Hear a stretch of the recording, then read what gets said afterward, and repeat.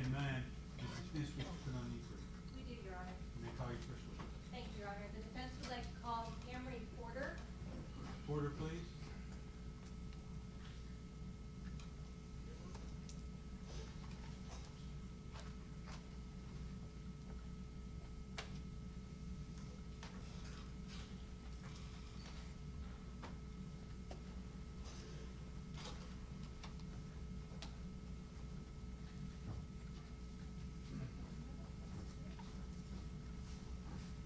Raise your right hand. Ma'am, do you solemnly swear or affirm to tell the truth, whole truth, and nothing but the truth, so help you God? Okay, see.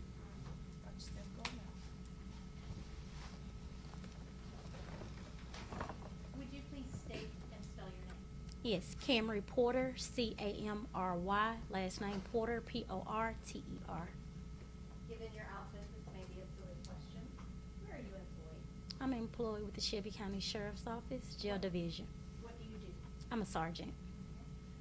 Are you stationed anywhere in particular? Currently, Yes.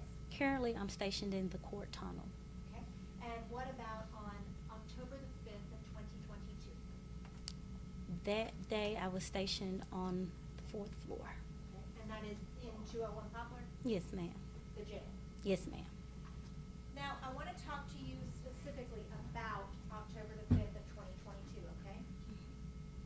Would you say out loud? Yes, ma'am. Do you remember that day? Yes, ma'am. Can you tell me about the beginning of your shift, or tell the jury about the beginning of your shift that day? The beginning of my shift, it started as a regular day at about 1,400 hours. However, by 2:30 p.m., the surveillance officer contacted me and stated that an inmate housed in Fort Juliet had the camera covered. Fort Juliet is our suicide precaution cells, housing unit cells. So being that staff were getting their keys and just starting their day, I went ahead and went to that housing unit to check to see what was going on. When I arrived at 5 cell in Fort Juliet, it housed inmate Gershun Freeman. Mr. Freeman seemed already irate or Can you describe, be very descriptive for me? Okay. How was he acting? he wasn't acting normal. And when I say that Mr. Freeman was yelling and cursing, he was yelling threats, but no one was talking to him. Who was he threatening? He couldn't have been threatening anyone in particular because the other inmates in their housing unit, as I said, no one was talking to him. But Mr. Freeman was saying, "I'm going to kill them motherfuckers. I'm going to kill them." Okay, and what you saw didn't explain that, right? No, ma'am, it didn't. Was he in an extremely agitated state at that point? Yes, ma'am, he was. Was he in an extremely excited state at that point? Yes, ma'am. Did he comply with your request to uncover the camera? He did. And you got a little bit ahead of me on that in there, but Mhm. when you initially walked up, what physically was he doing inside the cell? Mr. Freeman was moving around a lot. He was very wet. I don't know if it was sweat or water, but he was already very wet. Okay. And you said this was around 2:30 in the afternoon? Yes, ma'am. When you were speaking with him, at any point, did he calm down? When I arrived and was speaking with Mr. Freeman, as I said, he was agitated. He was very loud. And I explained to him, I can't help you until you help me understand what's going on. At no point did he ever become logical to where I could understand what was angering him. But he said, "I'm going to take it down for you. I'm going to take it down for you." And Mr. Freeman, he took it down, but he still continued being agitated in some form. Okay. Now, I want to talk to you about a little bit later on in that same day, okay? Were you involved in the altercation on the 4th floor when Mr. Freeman rushed out of his cell and started attacking officers? Did I physically touch him? Were you involved, were you in the 4J hallway? Yes, ma'am. Okay. Did you physically touch No, ma'am. Where were you in there? I was in the doorway. When we have any type of code being called, the supervisor on the floor responds. And when I responded, I saw staff interacting with Mr. Freeman.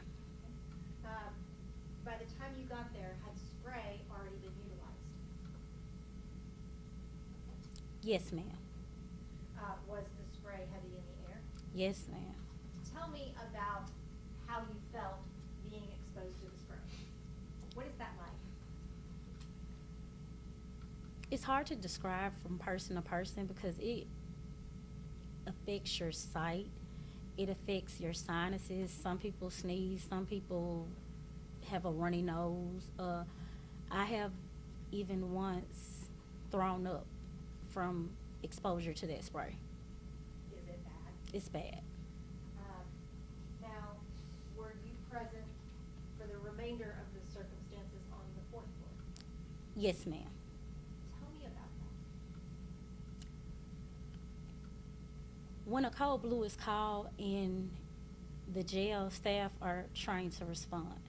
So my staff on the 4th floor were responding to 4 Juliet where Mr. Freeman was housed. At the same time, our DRT team, they were already in the area on the other side of the 4th floor rolling, making rounds.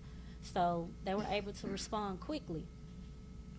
And when DRT entered Fort Juliet, I was standing outside of Fort Juliet. At that time, I began trying to gather my officers, let them handle it, because this man was not reacting to the spray. It's taking all of us out, and it's like his eyes got bigger. Was this a scary experience for you? This was one time in the jail that I was really scared. What were you thinking? I've never, in my time with the sheriff's office, seen an inmate not respond to chemical agent. And as much chemical agent as we used, he didn't cough, he didn't seem that his vision was impaired. That was scary, because at that point, I don't know what I'm dealing with. Was Mr. Parham involved in that altercation in the 4th floor hallway? No, ma'am, not that I can recall. And Mr. Parham didn't arrive with the rest of the DRT team, right? If you remember. I don't recall. Did you ever go up to the 5th floor? Yes, ma'am.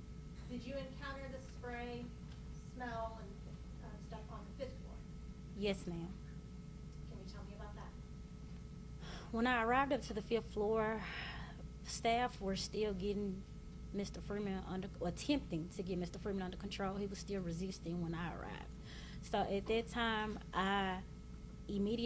my thought process went back to my floor. I still have 500 to 600 inmates I'm responsible for. And this chemical agent has taken out my staff, not majority of my staff, all of my staff. So at that time, I quickly exited the 5th floor to return back to the 4th floor in an attempt to get my inmates to lock down.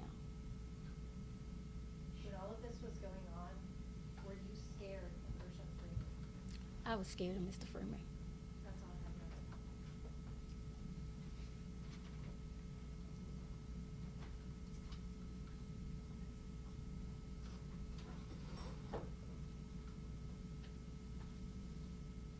State, any question?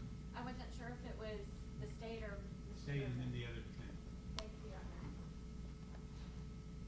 Hi, Ms. Porter. Hello. My name is Amy Hunter, and I have just a couple questions for you, okay? Yes, ma'am. Okay.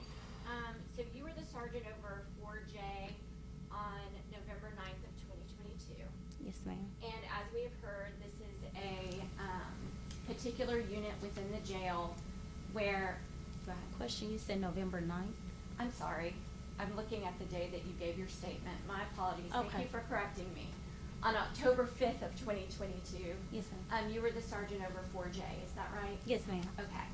And 4J is a particular pod within the jail that, where people who are,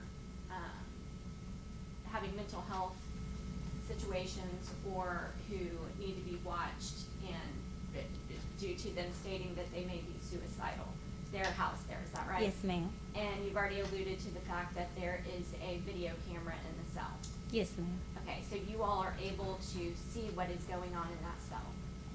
Yes, ma'am. Okay, and would you agree with me that also those cells have bars on them that you can see through? Yes, ma'am. Okay, and on the day right before all of this incident that you just testified about happened, it was time to give food to the people who were in the cells on 4J, is that right? Yes, ma'am. And deputies Williams and Howe were the ones who were delivering the food on that day, is that right? Yes, ma'am. And they were supposed to be giving the food through the pie flaps or for the food delivery system, is that right? Not necessarily. Okay, that's not what you said when you gave your statement, right? I don't recall what I said in that statement. Okay. Do you remember giving a statement on November 9th of 2022? With who? Your Honor, I want to object. I think November 9th is when the statement was turned over to the TBI, and that's not the correct date of the statement. Do you remember speaking with people from internal affairs who asked you questions about this particular incident? I don't recall speaking to TBI.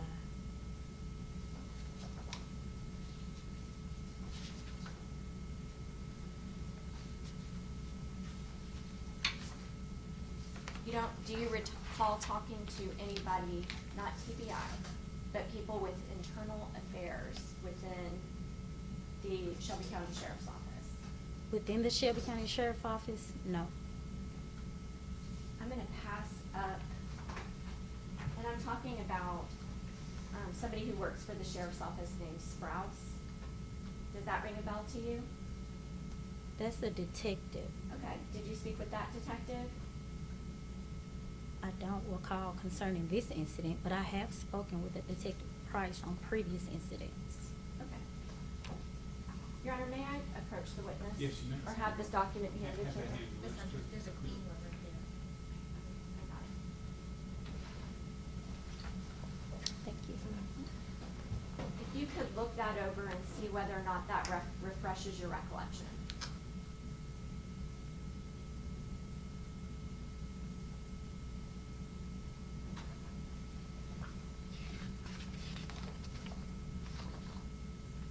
Yes, yes, I Okay. recall this. Okay, so you remember talking to them on that day? Can I have it back? Yes, ma'am.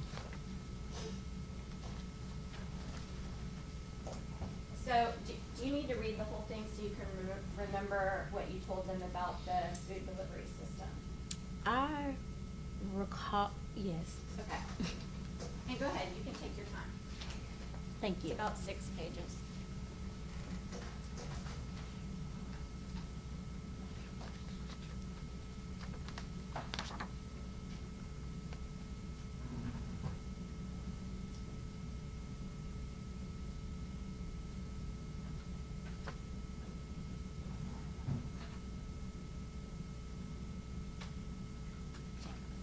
I'm familiar with this. Can I have it back? Yes, ma'am. Thank you. Okay. So do you remember telling them on this day that you were supposed to give the inmates their food through the food delivery system or pie flaps? Yes, that's protocol. Okay. So they were delivering food on that day, but before they did that, and you testified about this a little bit ago, on direct examination, Mr. Freeman had covered up his camera, is that right? Yes, ma'am. And when you gave your statement to Detective Sprouse, you let Detective Sprouse know that you actually went and spoke with Mr. Freeman about the fact that he had covered up his camera, is that right? Yes, ma'am, I did. Okay. And today, you testified that he said, "I'm gonna kill those MFers," right? Yes, ma'am. Okay, but back after you've had an opportunity to refresh your recollection about what you said when you were interviewed by Detective Sprouse, that day you said that he was saying, "I'm gonna kick their ass." Do you need to look at this? It's on page 4. I don't need to look at it. Mr. Freeman made several statements. He made both of those statements. Okay, so when you were, you understand that a man died in this case, right? I do, yes, ma'am. Okay, and this is a very serious matter, correct? Yes, ma'am. Okay, and when you gave your statement on this, you knew how important it was, right? Yes, ma'am. Okay, and you knew how important it was to give all the information that you had on this, right? Yes, ma'am. Okay, and so you were trying, when you gave the statement to detectives within this sheriff's office, you were trying to give them all the information they needed and to be as detailed as possible, correct? That is correct. Okay, but when you had an opportunity, when they asked you the question, what did he say? Your answer was, I'm gonna kick their ass, not what you're saying here today. I'm gonna kill those MFers. In that statement, when I spoke to Detective Sprouse, is that correct? Yes. I stated that Mr. Freeman made several threatening statements, and he did say, I'm gonna kick their ass. And in that statement, in that same statement, I also explained how he was making other threats to us. Okay. If you could read in here and find that.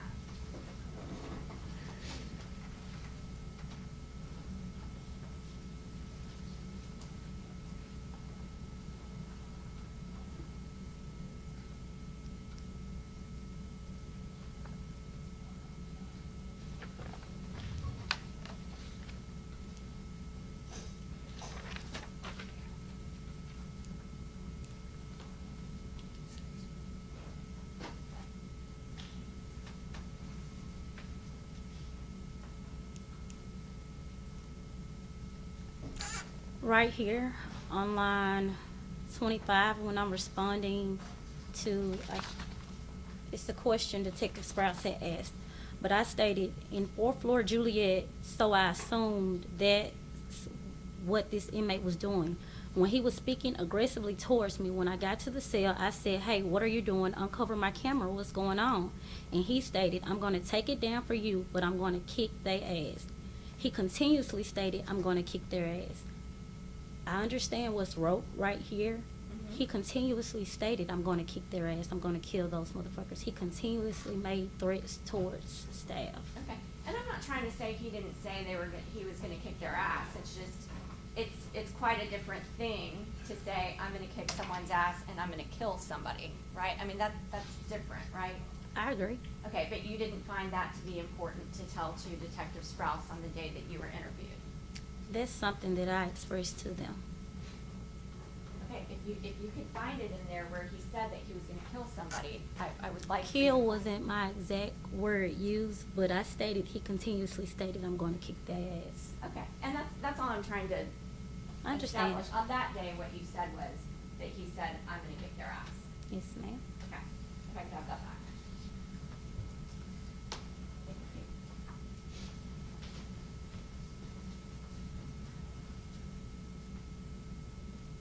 Okay. And then you went on to say that when he was making those statements, you kind of were able to calm him down. He was able to take the thing, whatever he had, over the camera, he took it off, and you said that he was following orders. Yes, ma'am. He complied. Okay, so when you were able to talk to him, even though he was being aggressive, he was able to respond to you in a way where he did exactly what you asked him to do. He did what I asked him to do concerning uncovering that light. Okay. And then, when you were asked about earlier, I kind of asked you a couple of questions about this, but I want to go into it a little bit further. When they asked you about Williams and Howe delivering food that day, you stated to them, unfortunately, that's not how feeding is conducted in 4J, correct? Yes, ma'am, I did. Okay. And you went on to say feeding is supposed to be conducted through the flap. Yes, ma'am. Okay. You were the sergeant who was in charge of 4J on that day, right? Yes, ma'am. And they asked you a couple of questions about the logs that are kept. So within the jail, y'all are supposed to do observation logs, is that right? Yes, ma'am. Okay. And they were kind of critical of the fact that the people who were working in 4J that day had not kept the log up, so they had to go back in afterwards and fill out the log. Do you remember that? Repeat that question so I can follow along. Okay, well, you're right, I should ask it, I should break that question up just a little bit. Okay, so people who are working in 4J are supposed to keep a log of how they are observing the inmates who are in 4J. That's correct. Okay, and there's a time spot where you're supposed to check and write something in and make sure that those logs are kept appropriately, correct? Yes, ma'am, that's correct. In this particular situation, I'm not saying you did this, but the people who were supposed to be keeping up those logs were not keeping up those logs. And after Mr. Freeman passed away, they had to go back and catch those up, right? Their logs were kept up, from my understanding, to the time of them conducting feeding. After the incident with Mr. Freeman happened, of course, those officers that were assigned to Fort Juliet were behind because they were involved in the incident. But if they were keeping up with it as time was happening, they wouldn't have to go back and keep up with it, right? That is true, but how are they supposed to keep up with it if they're the officer in the incident? Understood. I'm gonna move on because it's really not that big of a deal. Okay. Okay.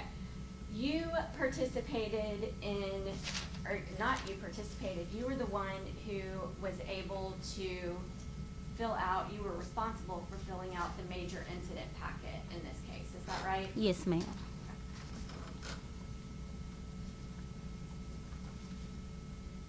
And you state in the major incident packet that Mr. Freeman, the reason that he had come to 4J is because he had expressed that he wanted to kill himself, is that right?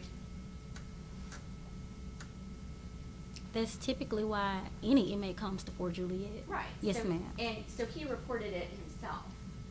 He had to. Yes, ma'am. Yeah, so he let jail staff know, I'm going through something, I need to go see medical.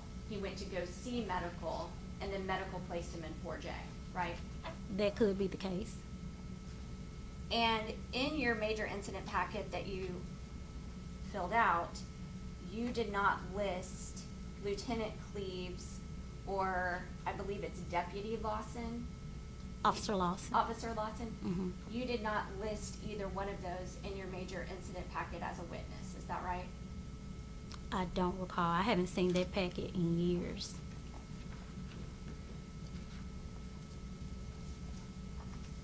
May I approach? Yes, ma'am.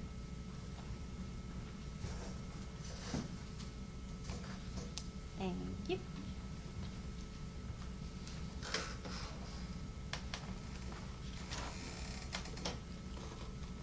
No, ma'am, I did not list Lieutenant Cleaves or Officer Lawson. Okay, and you're responsible for making sure everybody was aware who was there and who would have been witnesses to this particular event by filling out the major incident packet, right? That's correct. I am responsible for that, but I was also on the 4th floor. Lieutenant Cleaves responded to the 5th floor. But there's only one major incident packet on this issue, correct? That is correct. And you filled it out. I filled it out. Thank you. Oh, sorry. And you left out crucial witnesses, correct? Not intentionally, no, ma'am. I was not able to observe that footage until TBI released it. Understood.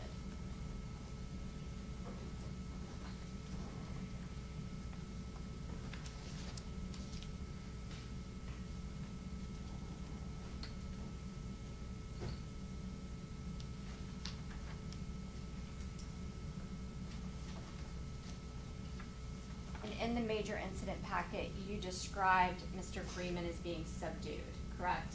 That's correct.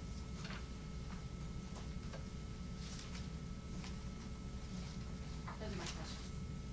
All right, Just briefly. all right. The statement she's been questioning you on, she did that on October the 10th, 2022. I'm sorry, I didn't hear you. That statement she's been questioning you about? Yes, did sir. you give that on October the 10th, 2022? I don't recall the exact date of giving that statement to Detective Sprouse. Yes, ma'am. And I think it was to Detective Sprouse and the Bureau of Professional Standards and Integrity, right? From Bobsey, yes. Okay, Uh, so that everyone on was, that was about a week after the incident. Okay. And then, that's a statement that they can't use against you, but in this case, you agreed to turn it over to the TBI, right? That is correct. And you actually had to drive out to the TBI and give it to them, I had to myself, yes, sir. and that was on November 9th. That is correct. And because you allowed it to be a part of the investigation, it was in the TBI file That is correct. that Mr. Funk had. That's correct. That's all I have. Excuse? Very briefly, Your Honor. Did Mr. Parr or Mr. Jones deliver food improperly that day? They didn't deliver food at all that day. When you encountered Mr. Freeman to ask him about the food, did he attack you? Did he physically attack you? At 2:30, Yes. if that cell door wasn't, he may have tried. But did he? He did not, Which is why you were able to talk to him. which is why I was able to talk to him. Yes, ma'am. That's all I have. Yes, Your Honor. Ms. Porter, do you remember speaking with somebody from our office named Steve Turner, an investigator with the District Attorney's Office in Nashville? I spoke with someone from the DA's office in Nashville, but I don't recall the name. Okay. And do you remember agreeing to meet with us at 2 o'clock in the afternoon at Attorney Leslie Ballin's office? We agreed to meet at the Peabody, if I'm correct. Okay. And you agreed to meet with us, correct? I did. Okay. And Yes.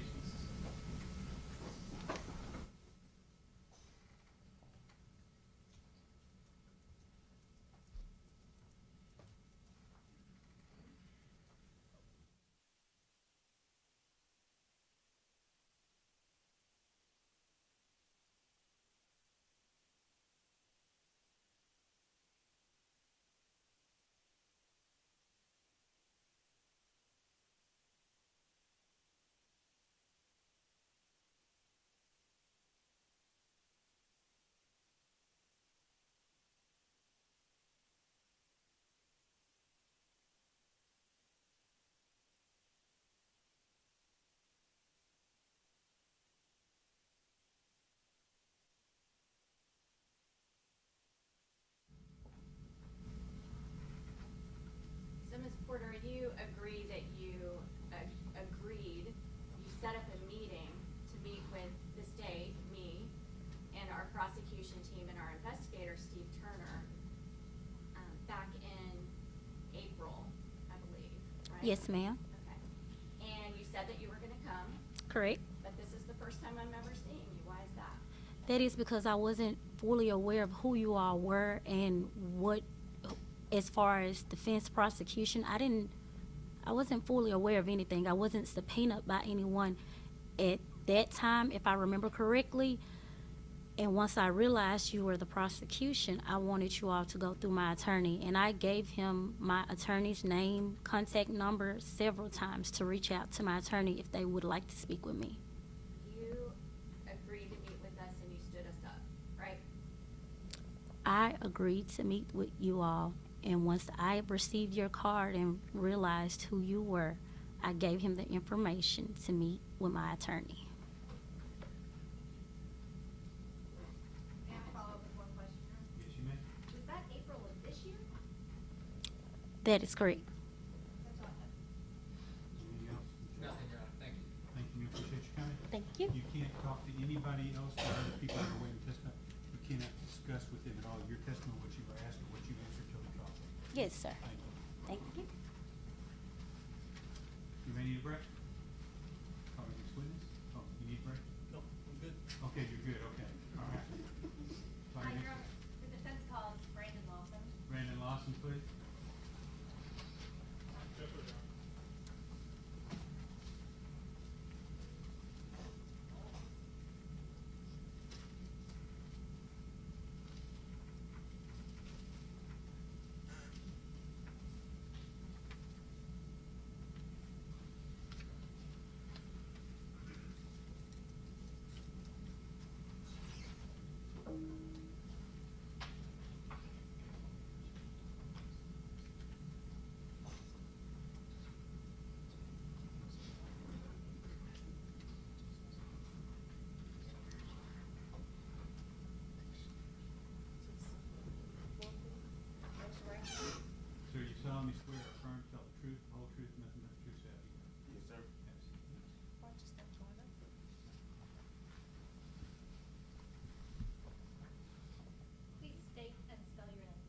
Brandon Lawson, BRANDON LAWSON.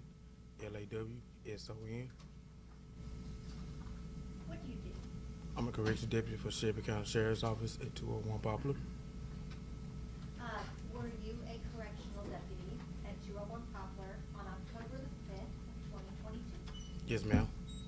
I want to draw your attention particularly to that day, okay? Yes, ma'am. Now, did you work with Courtney Parr and Stephen Jones? Yes, ma'am, I did. Did you work specifically with Courtney Parr on the same unit? No, ma'am.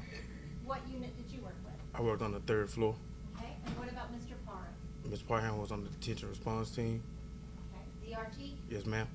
All right. And that was on October the 5th of 2022, right? Yes, ma'am, that's correct. Were you working that day? Yes, ma'am. Can you tell me about the incident that happened with Mr. Freeman on October the 5th of 2022? Yes, ma'am. I was working on the 3rd floor that day, and I heard a code blue call in Fort Juliet pod. What does code blue mean? A code blue means an altercation. It could be inmate, or inmate officer. But with it being in 4J, they come out one at a time. It's assumed to be with an officer. Okay. Surveillance announced over the intercom that it was inmate officer altercation, and all available staff was called for. You just slow down a little and speak a little louder, okay? Yes, sir. Surveillance announced that all available staff to respond, and I responded from the 3rd floor to the 4th floor. When I arrived to 4 North Hallway, Sergeant Porter was standing there, and she gave me an order to remove Officer Duckett. I didn't know what had happened. Did Officer Duckett have red hair? Yes, ma'am. Okay. I did not know what transpired before I got there. I just saw a lot of officers in the pod moving, and I saw an inmate that was unclothed. I'm I'm gonna pause you for a second. When you arrived, was it a pretty chaotic atmosphere going on? Yes, ma'am, very chaotic. When you arrived, could you smell anything? It was spray. I mean, that chemical agent was very strong. Okay, what happens when chemical agent is very strong? When it's very strong, you're not able to function fully. You can't see, you can't breathe. Were you affected by it? Yes, ma'am, immediately. Did you see other officers affected by it? Yes, ma'am. Did you see Mr. Freeman affected by it? No, ma'am, I did not. Is that because you didn't see him or because he wasn't affected by it? I saw him, and he did not appear to be affected by it. Okay.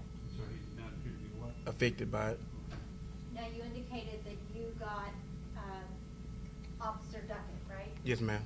Where did you take Officer Duckett? To the 3rd floor control center. Why? Sergeant Porter ordered me to remove her from the area. Okay. I secured her in the control center. And then what did you do next? I returned to respond back to the area because we do have to take inmates medical at the altercation. When I got back to the 4th floor landing, I saw inmate Freeman unclothed going up the escalator.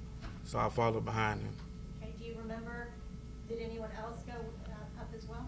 It was Officer Stephen Jones and Officer James Perry. Okay, who was first?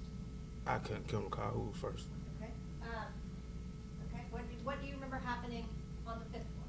When we got to the top of the stairwell, inmate Freeman made a right. He put his back against the wall. When he put his back against the wall, we were giving him orders to stop, put his hands behind his back. Officer Perry attempted to control his hands.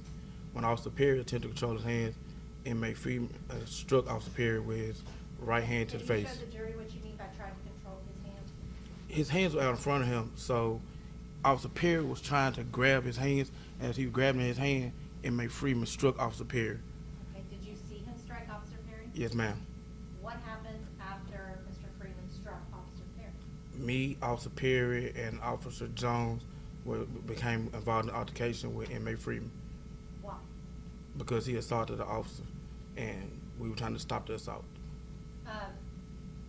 Were you able to get him on the ground? Yes, ma'am. Okay, can you tell me about that? When he got on the ground, Officer Jones was straddling him. At that point, inmate Freeman stopped struggling. So at that point, I took time to put gloves on. So, hold on. We gotta break it down a little bit more, okay? So, Mr. Freeman's on the ground. Yes, ma'am. At that point, all three of y'all were around him? Yes, ma'am. At some point, did you get up? I was standing up. I didn't get down originally. At some point, did Perry get up? Officer Perry never got on the ground.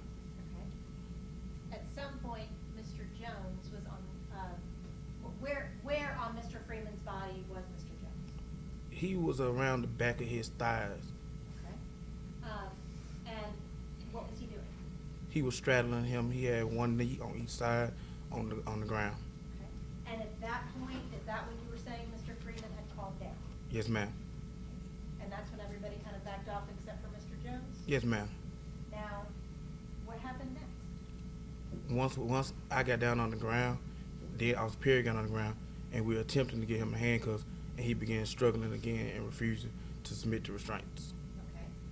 Did you get him handcuffed? Yes, ma'am, we did get him handcuffed. Did anything happen? And so up to this point, he had kind of calmed down, reinitiated aggression, and y'all got him in the handcuffs, right? Yes, ma'am, that's correct. Did Mr. Freeman reinitiate aggression again? Yes, ma'am. How?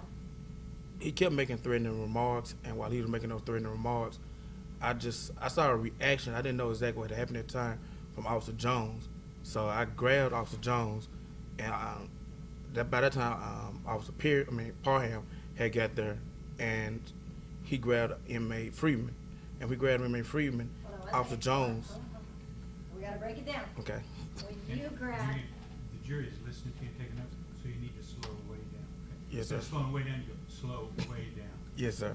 Thank you. Officer Lawson, have you ever testified before? No, ma'am. Are you nervous?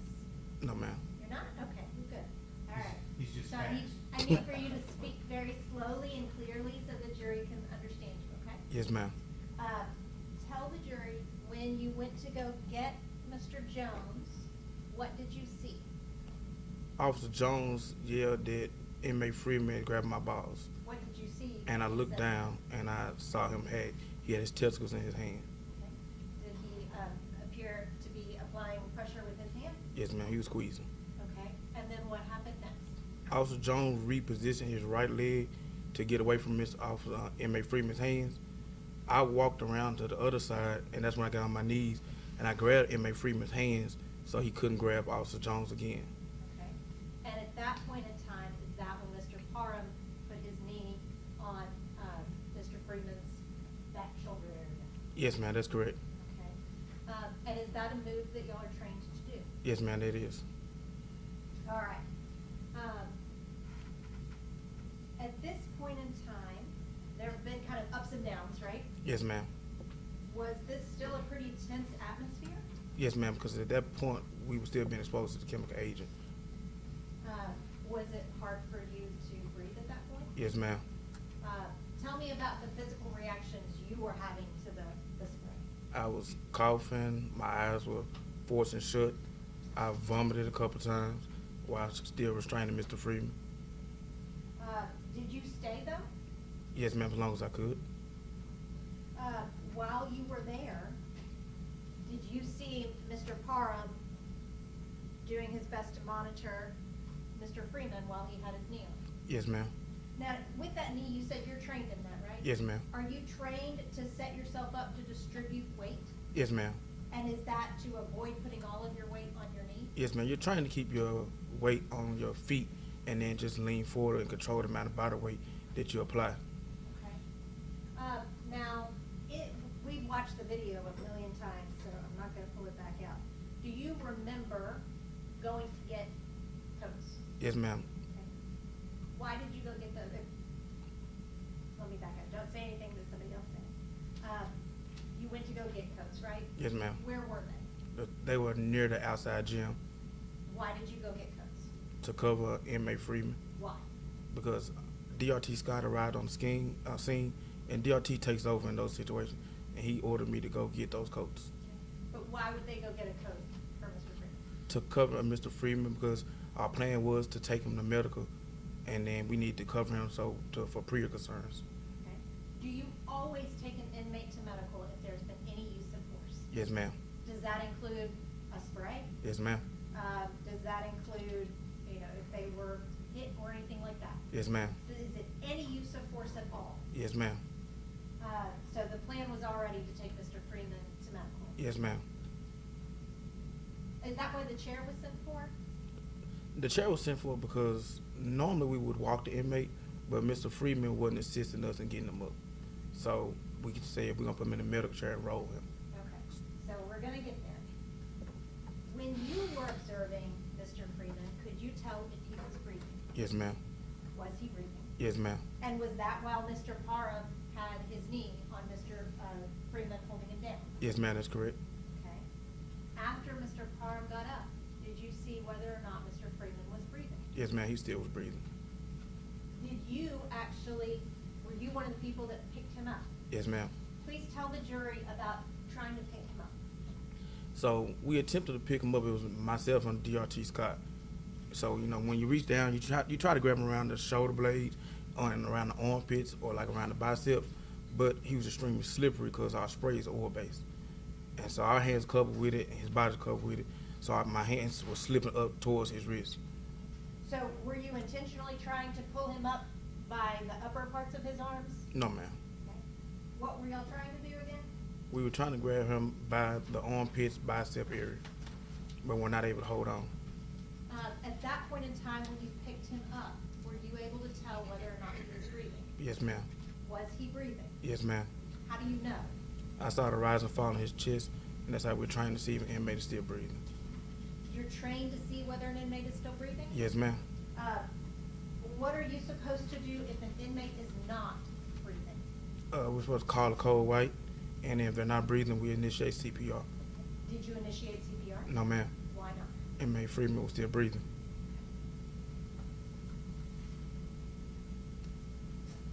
Now, after this stuff happened, were you sent home by Bobsey? Yes, ma'am. Did you come back later and get an interview with Bobsey? Yes, ma'am. Did you end up going back to work in September of 23? Yes, ma'am. Were you ever given an opportunity to enter in a blue team's report in the computer? No, ma'am, I was not. Did you ever have the state reach out to you to talk to you about what happened that day? No, ma'am. That's all I have. Ross? Judge, can we have just a minute? Yes.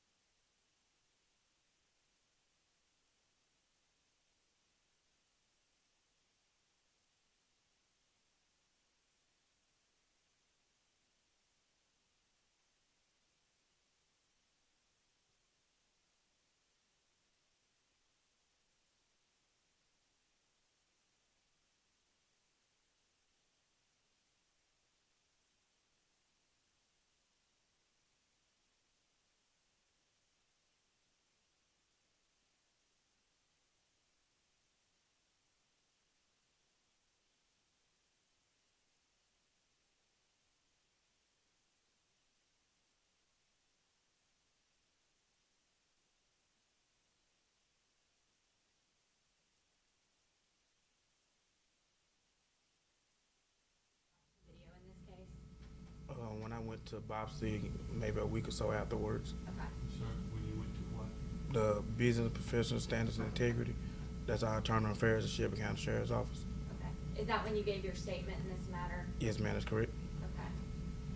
I want to ask you a couple questions about the video.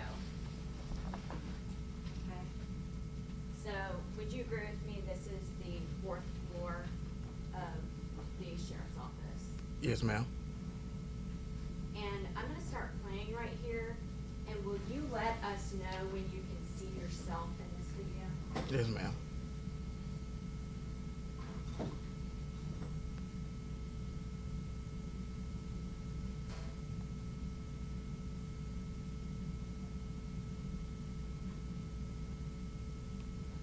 I'm on the left. Okay, that's you? Yes, ma'am. Okay, I'm gonna pause right there.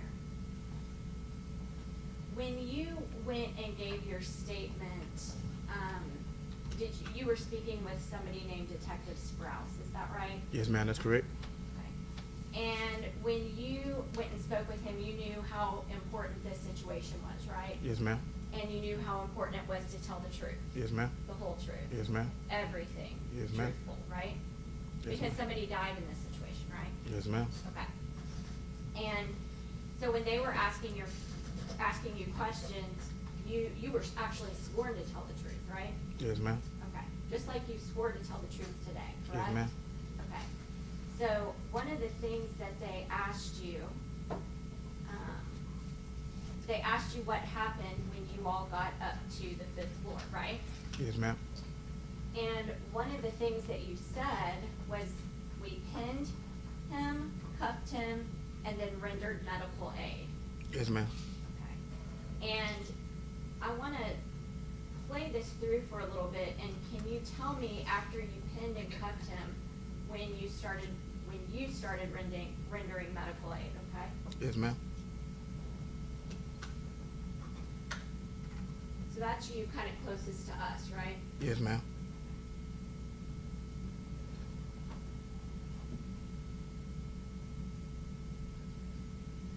You recognize that he was in need of medical aid, right? Not at this moment. Okay. Eventually. Yes, ma'am. Okay.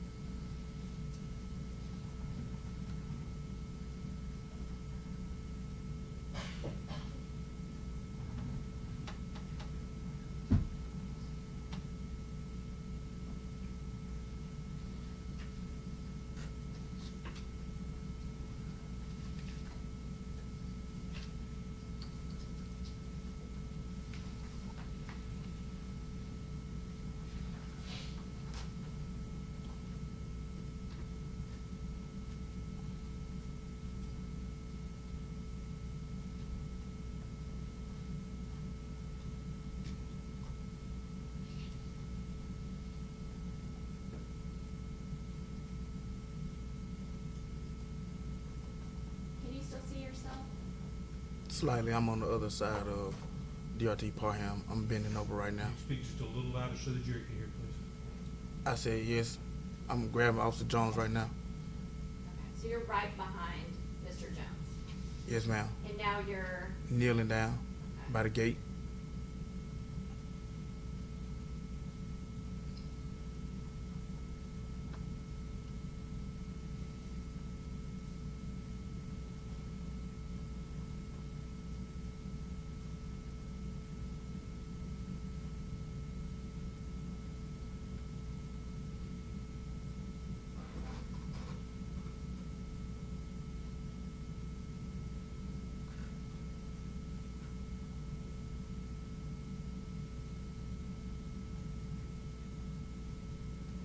and you're still there, we just can't really see you, right? Yes, ma'am. Okay. You're kind of hidden on the other side of Courtney's harem, right? Yes, ma'am.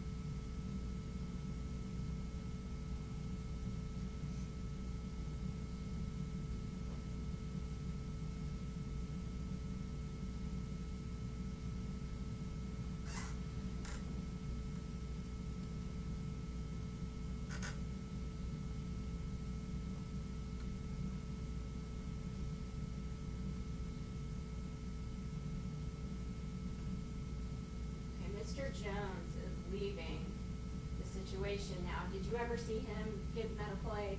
No, ma'am. Okay. Is that still you kind of bending over?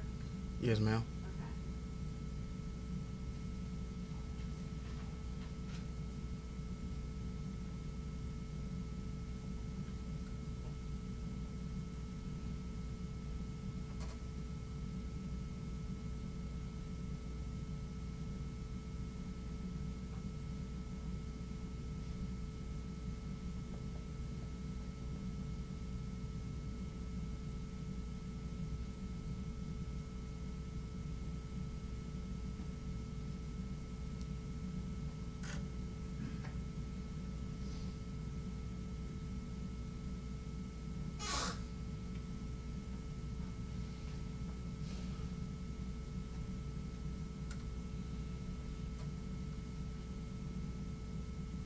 are you going? to retrieve the coats. Okay. So at this point, you agree with me, don't you, sir, that nobody has given medical aid? Yes, ma'am, that's correct. Okay. Why'd you tell that to Detective Sprouse? If you keep playing the video, I rolled him over into the recovery position.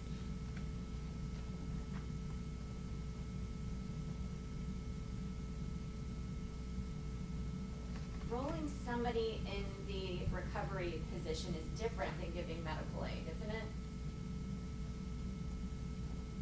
That's I just mean- trying to let him breathe, right? And that's, to me, giving medical aid by allowing him to breathe. Okay. And then when the nurses got That's there, just letting someone live. That's not helping them survive, right?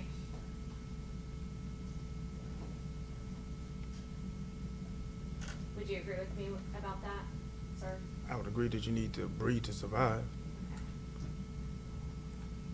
Nobody did anything actively to help him regain consciousness, correct?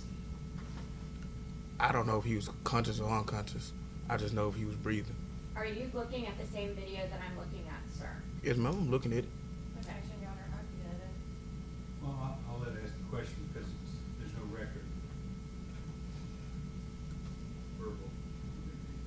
At 11 minutes and 42 seconds, are you telling this jury that that this man who is on the ground with his head on the ground, who y'all have lifted up by the back of his arms, is conscious?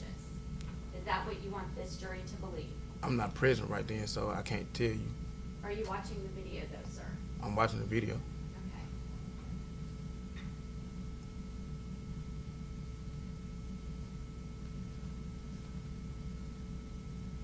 I'm gonna go ahead and pause. So when you told Detective Lawson that we pinned him, cuffed him, and rendered medical aid, what you really meant was we, at some point, I put him in a recovery position. When we deemed necessary for medical aid, it was rendered. By that time, medical was there. I assisted with taking off handcuffs and shackles.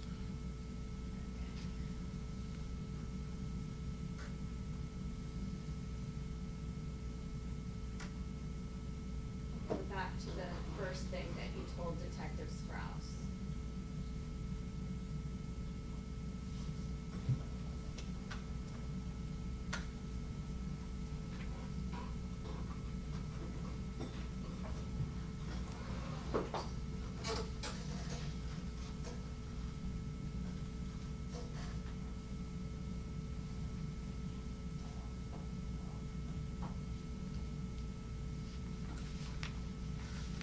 All right, that's you. Yes, ma'am. Okay. The next thing you told Detective Sprouse was, I didn't see anyone hit or kick him. Do you remember telling him that? It's a female, and I do remember telling her that. Oh, I'm sorry. Do you remember telling her, I didn't see anyone hit or kick him? Yes, ma'am. What is Stevan Jones doing right now in your presence? I mean, looking at the video, you can see he kicking him. You look at the video, my back is turned to him. And also, you gotta remember that we were exposed to chemical agent.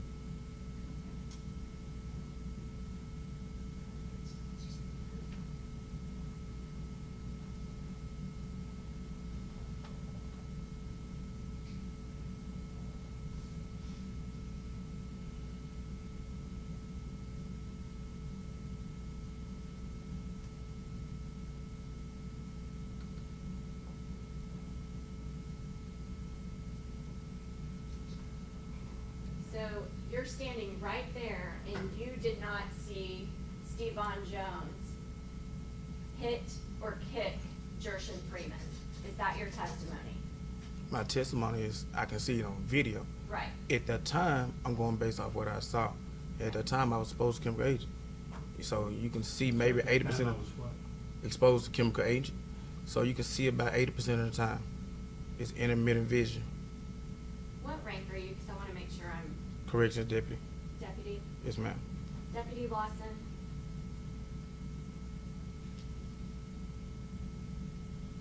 You were able to see where the escalator was.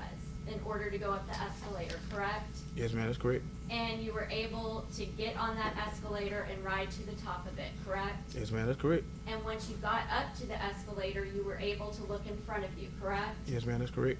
And then once you got off the escalator, you were inches away from Stevan Jones when he was hitting and stomping on Gershun Freeman, correct? Objection, contains facts not in evidence. I don't think we have any evidence in the record that he's hitting at all. Well, she's asking him if that's correct, so I'll let you answer that. You were Yeah, inches away from Stevan Jones when he stomped Gershun Freeman, right? Yes, ma'am. So you were able to see enough to get from one floor to another, know exactly where to go once you got there, but once you're inches away from something, you weren't able to see the thing that was happening right in front of your face? Is that what you want the jury to believe? Yes, ma'am. Our training, we are exposed to chemical agent in training. And when we're exposed to the chemical agent, they teach us how to fight through it. So when we're sprayed during the academy, we're having to go handcuff, and you're doing a lot of it by feel, and then you're taught to blink to get the crystals out your eyes. So, and once you get it out, you can see for a couple seconds, then it reactivates. And it's just a repeated process. So I can see for 5 seconds, then I can't see for 6. Well, you said that you knew that y'all pinned him, and you said that you knew that y'all cuffed him, I can correct? feel it. I can feel that. You could feel it. Yes, ma'am. Okay, so you're basically doing this and you can feel the cuffs, Yes, ma'am. even though you're actively participating in it. Yes, ma'am. We in the academy we had to handcuff, and immediately after being sprayed, we had to handcuff somebody without being able to see. Deputy Lawson, respectfully, are you friends with Stevan Jones? No, ma'am. Are you friends with Courtney Parham? No, ma'am. Are you co-workers? Yes, ma'am. Have you talked to them recently? I have not talked to them since October 5th. Is there any reason why you would come in here and be telling this to this jury? Because this is what's happened. That's what happened. Okay. You said that after Gershun Freeman got to the ground, that he was swinging and kicking. Is that right? Yes, ma'am. Okay. We just watched that video. There's no swinging and no kicking in that video after he gets taken to the ground, correct? Before he was rolled up on his back, and he was engaged with Officer Perry. You mean right before this happened? Yes, ma'am. Okay, so right when he comes off the escalator, that's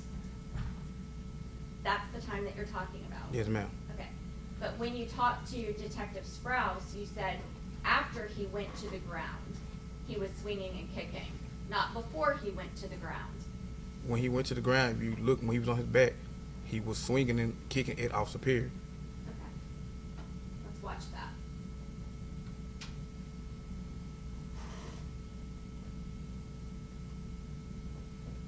It was before this. Oh.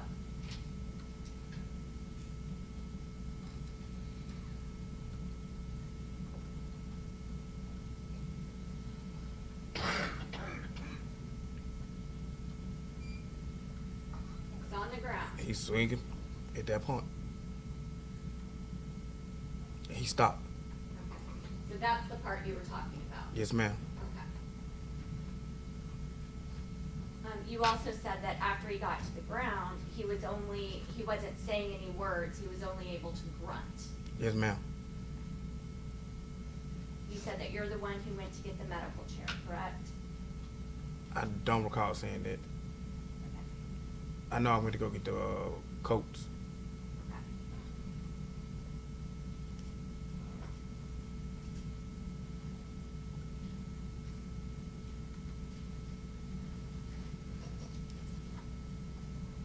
May I approach? Yes, ma'am. You could look, it's highlighted and I've got a little pin bracket around it. Can you tell the jury what you told Detective Sprouse? The cold white. I didn't call, so I don't know why they called it. I was already going downstairs to get the medical chair. Okay. So when you talked to Detective Sprouse, I can have that back if you Yes, want. ma'am. When you talked to Detective Sprouse, you told Detective Sprouse that you went to get the medical chair, right? Yes, ma'am, that's correct. But that's not true. Yes, ma'am, that's correct. Okay. So you were untruthful in your statement, correct? I was incorrect in my statement. Okay. You went on to say that you rolled him to the side to allow him to breathe so that he would not suffer from asphyxia. Yes, ma'am, that's correct. Okay.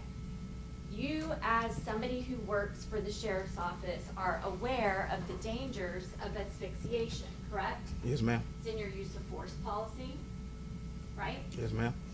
When you first get hired on with the sheriff's office, you have to go through a very long training that includes use of force, correct? Yes, ma'am.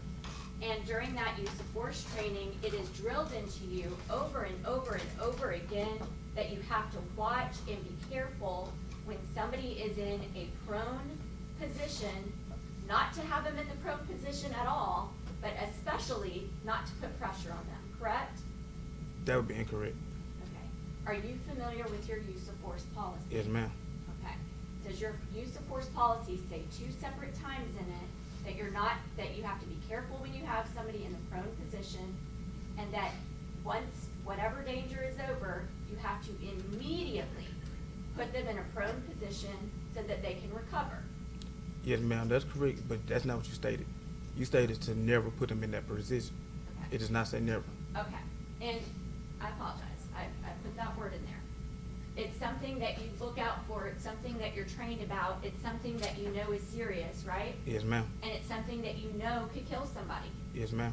You know, because not only do you learn it when you're in your training academy, but every single year you are trained on use of force, correct? Yes, ma'am, that's correct. And you're trained to know that you have to be very careful when somebody is in a prone position, not to put pressure on them because it could cause asphyxia, correct? Yes, ma'am. Because you know that it is reasonably certain to cause their death, correct? Yes, ma'am. Objection, Your Honor. May we approach? Yes, ma'am.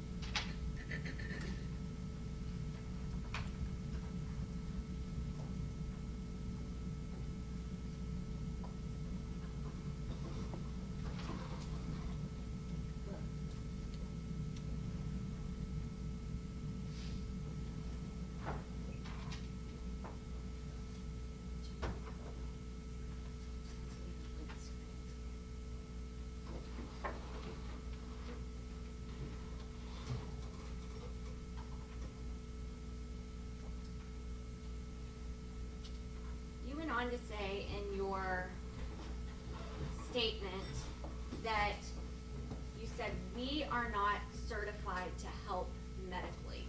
Do you remember saying that? I'm not sure. Okay. It's been about almost 4 years. Are we gonna go back to that last question? Aaron, I believe he answered the question. Well, he didn't get a chance to answer objective. Ladies and gentlemen, you need to understand that attorney's questions is absolutely important. They're not evidence. So she was asking this witness if she knows the reason this was in the policy was because it's reasonably certain to cause death. He did not answer that question, and you need to strike that question because it's a question of an attorney. An attorney says, the car was red, wasn't it? And if the witness doesn't answer, there is no proof that the car was red or blue or anything else, because the evidence is from the witness stand, not the attorney's question. You may. Thank you, Aaron.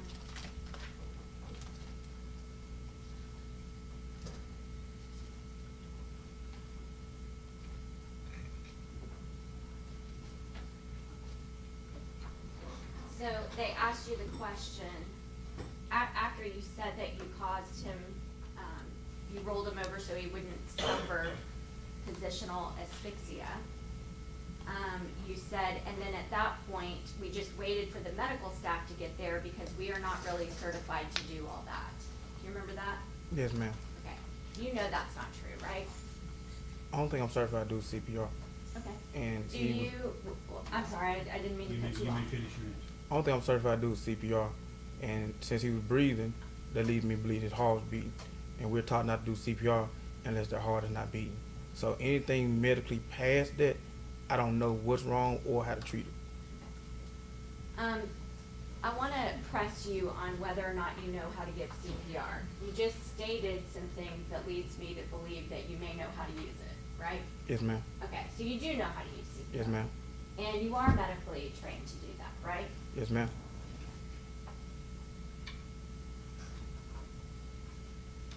You said that the reason you went to go get the chair is because Mr. Freeman was not being cooperative. Is that right? Yes, ma'am. That's correct. Let's play this again.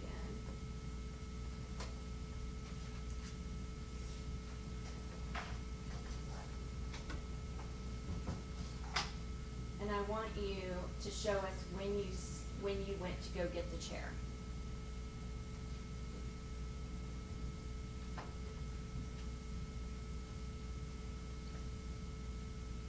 Well, today you said that you went to go get the blankets instead of the chair, right? Yes, ma'am. Okay. So tell us when the chair arrives.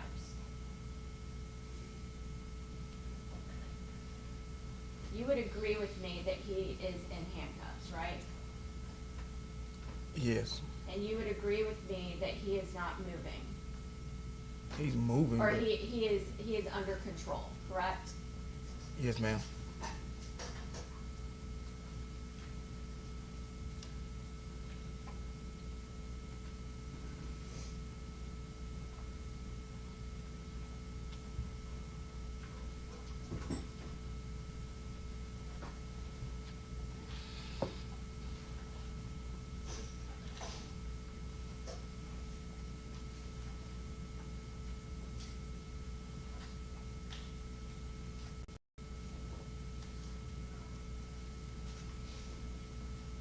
Would you agree with me that his chest was exposed for a second there until they pushed him back down?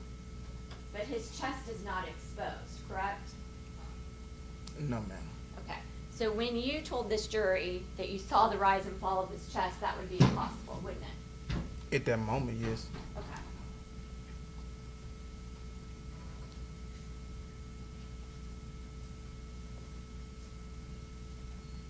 You would agree with me that he is under control right now, correct?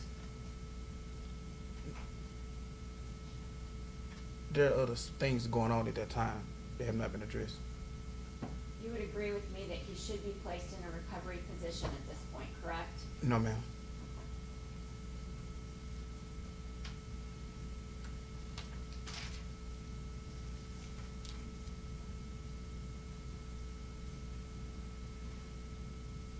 did not see Mr. Freeman grab anybody's testicles.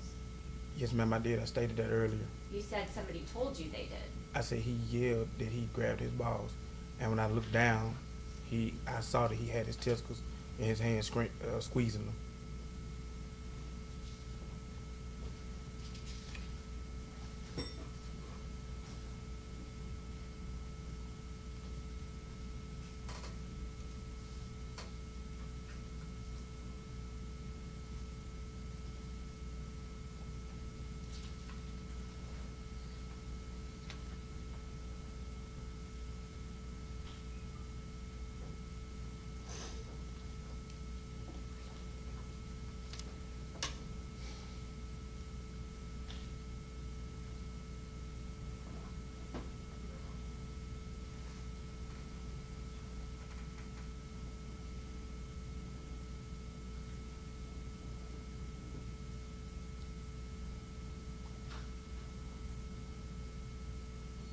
You would agree with me that Mr. Freeman is not kicking, Yes, ma'am. he's not moving, No, ma'am. he is under control, Yes, ma'am. and you would agree with me there's no reason to have him in that dangerous position that could cause him to asphyxiate, correct? I do not agree with that. You don't agree with that, No, ma'am. okay?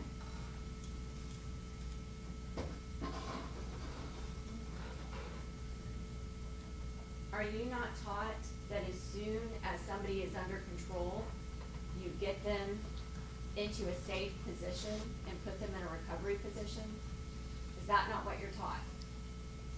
Yes, ma'am, that's what we're taught. But he was not under control, in my opinion, at that time. Okay. So somebody lying there lifeless is not under control in your opinion? The last time that we thought he was under control, he assaulted the officer by grabbing his testicles. Nobody is holding his legs and he's not even moving. Would you agree with me about that? Yes, ma'am.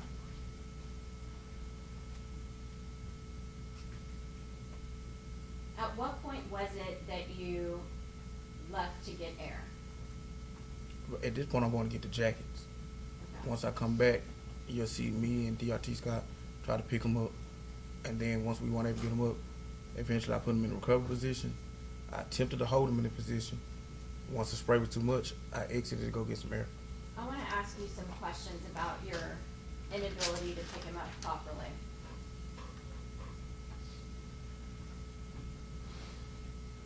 All right. You would agree with me that is not the proper way to pick anybody up because it's extremely painful, correct? Yes, ma'am, that's correct. He's not reacting to it, is he? I don't know at the time. He's not screaming. I don't recall. He's not yelling out in pain. You said the only thing he was able to do when you were there after he grunt. got down to the ground is grunt. Yes, ma'am. Okay. So he's not screaming out in pain, right? No, ma'am. He's not saying, stop it, this hurts really bad, right? No, ma'am. He's not kicking his feet, correct? No, ma'am. He's not squirming around to try from being hurt, No, ma'am. correct? And you know the right way to pick him up is from under his arm so it doesn't hurt him, right? Yes, ma'am. And your excuse, if he had been alive, for doing something that would cause him extreme pain is because you said he was slippery? Yes, ma'am. Okay. Yet we don't even see you try to adjust, correct? You paused the video, so I'm not sure. I'm sorry, would you say that again, please? You paused the video, so I'm not sure. Okay, I'll play it.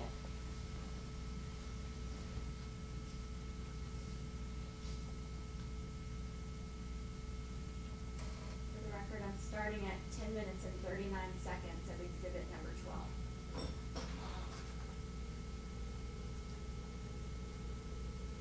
Is that you? Yes, ma'am.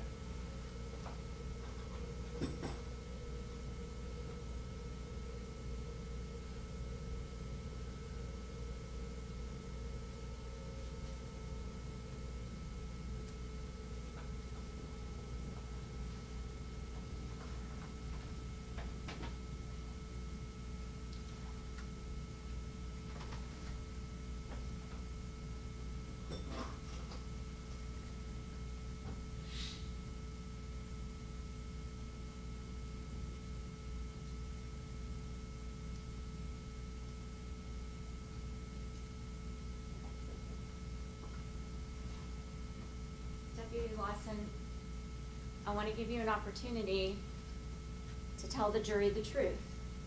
You all didn't even try to go up under his armpit, did you? Yes, ma'am. It's hard to tell from the video because you got 3 bodies in the way.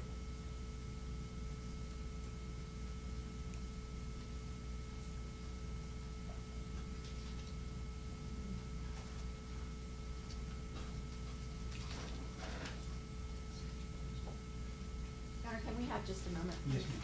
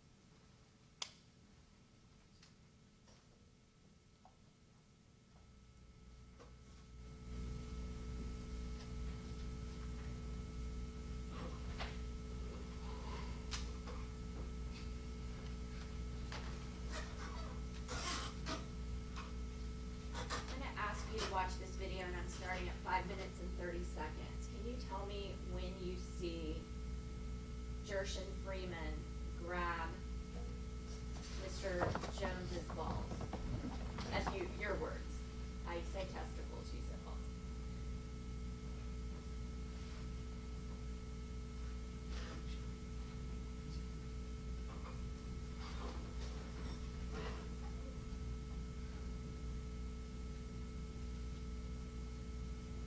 So it hasn't happened yet, right?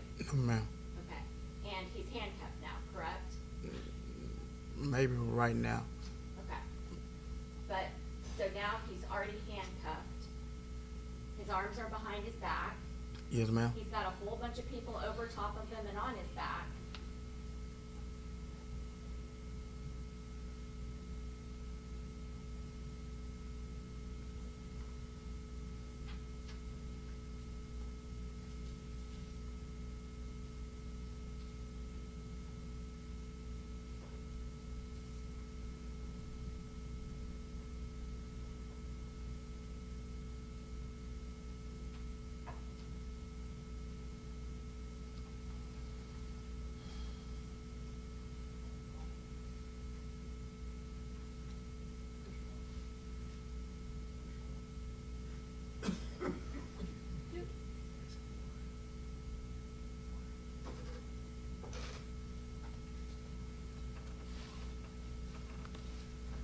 How come he hasn't been rolled into a recovery position?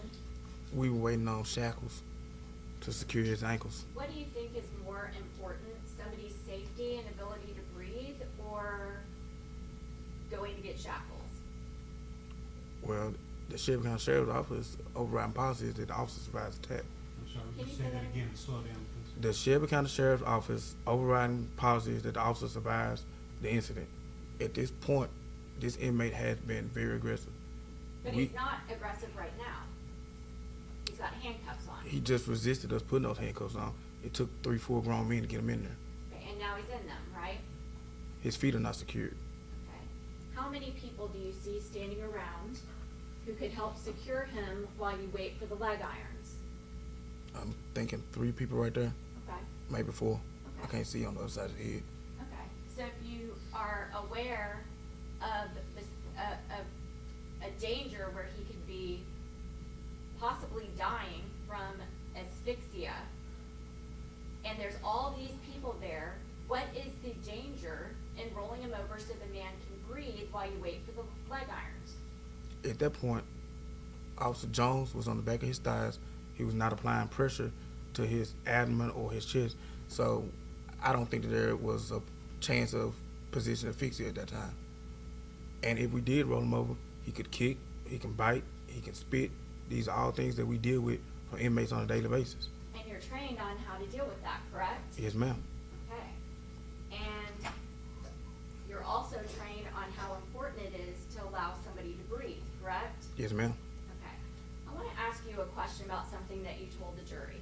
So you want the jury to believe 2 things at the same time. First thing you want the jury to believe is that you were unable to see a man stomp on another man when he was inches away, right? Yes, ma'am. The second thing you want the jury to believe is that you were able to see a man's chest rise and fall, right? Yes, ma'am. Okay, so you're unable to see this action, but you're saying you want the jury to believe that you were able to see the very fine action of somebody being able to breathe, right? Those were at different times. Different times. Yes, ma'am. Okay. Alright. How many correctional officers did you see try to take Mr. Freeman's pulse to monitor him medically to make sure he is not suffering from asphyxia in this very dangerous position that he's in? I didn't see anyone take his post. Nobody took his pulse, right? No, ma'am. Nobody was closely monitoring him, correct? We were closely monitoring. We just didn't take his post. Nobody took his pulse, right?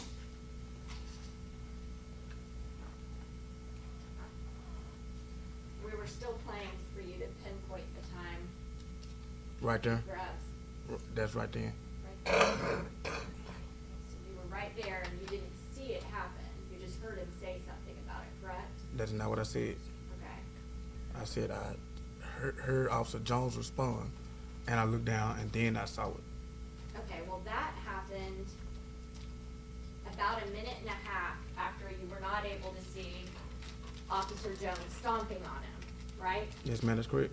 Okay.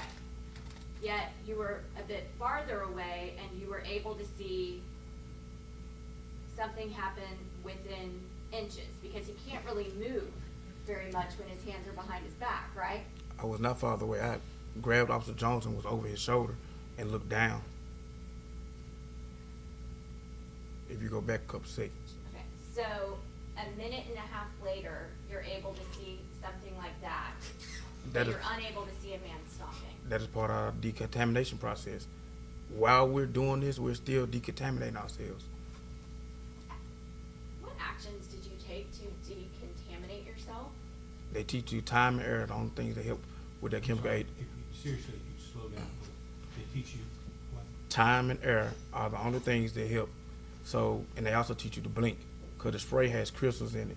So those crystals are the main thing that irritate your eyes. When you blink, it makes your eyes water and you push the crystals out. Once those crystals out, you're able to see for a moment, then it reactivates. You have to keep doing this over and over again throughout the entirety of the incident. Okay, so this whole time, you're doing all of those things? Yes, ma'am, that's correct. Okay.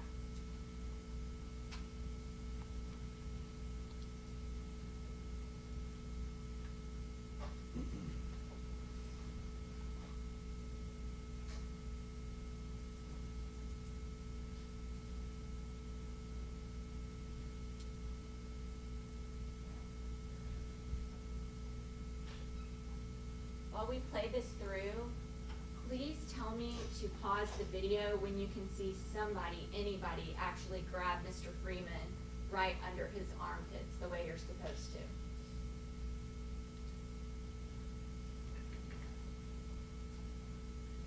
Also show me how you started in that position, but it slipped down.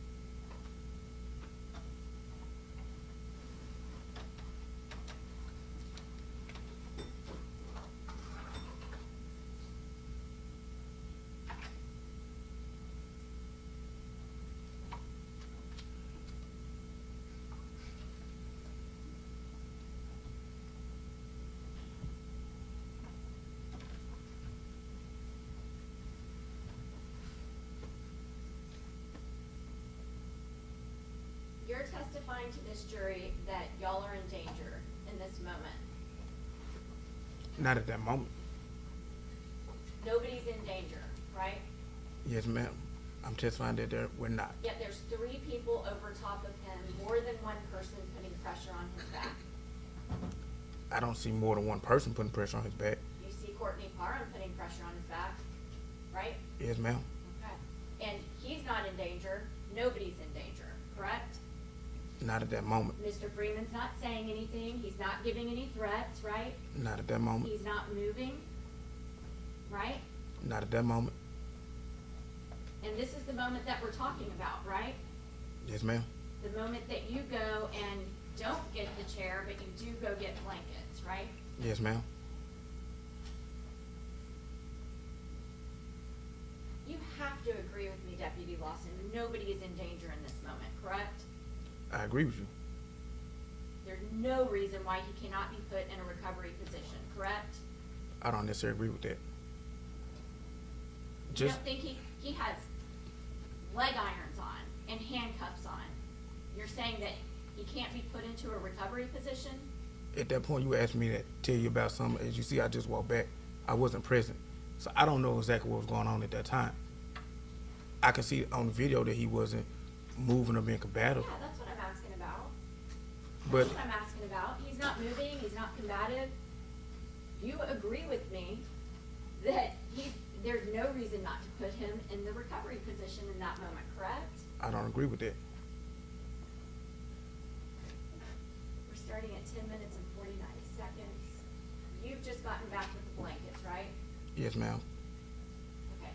Where did anybody try to grab him under his armpits? At You this, need me to go back 10 seconds? at this point, we're trying to reposition right there. You're trying to reposition him. So it's okay to reposition him in an extremely, if he had been alive, painful way. Is that what you're saying? What I'm saying is we were attempting to reposition to grab him in a way that we were able to pick him up, but we were unable to You were unable to. Why? because he was extremely slippery. Okay. But in order to know if he's slippery under his armpit, you have to grab him there, right? You had to be able to reach it also. How could nobody reach up under his armpit? I can't speak because I wasn't the person that initially picked him up. I joined in afterwards, if you pay attention. Do you see anything there which prevents anybody from grabbing him up under his armpit? At that time, I can't tell you why they didn't or didn't do that. Okay, I'm not asking you that. I'm asking you, as you're looking at this video, do you see anything there that prevents them from grabbing him under his armpit in a correct way? You don't see anything, correct? No, ma'am. Okay.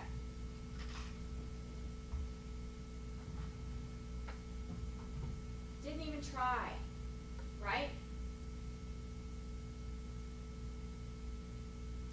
Could you answer that? They didn't even try, right? Not initially. Well, show me when they did. At this moment, we are trying to reposition our hands, but he was too slippery. DRT Scott put his left arm under his arm, if you look. You've got somebody who is clearly unconscious. How difficult is it to reposition yourself in order not to hurt the man? If the person is covered in oil, it's very difficult. But in order for it to be difficult, you had to have at least tried, correct? I just told him when we were holding him, we were attempting to reposition our hands. Sorry, say that again, just a little louder, please. I said, I just stated that when we were holding him, we were attempting to reposition our hands.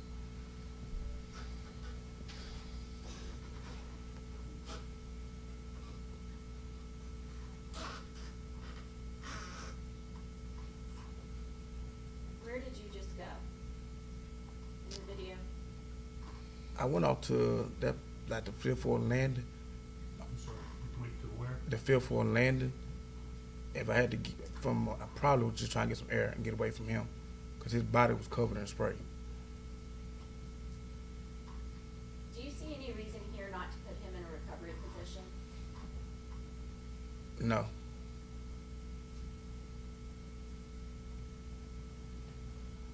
In your opinion, as Stevan Jones is walking by, is there any reason not to put him in a recovery position?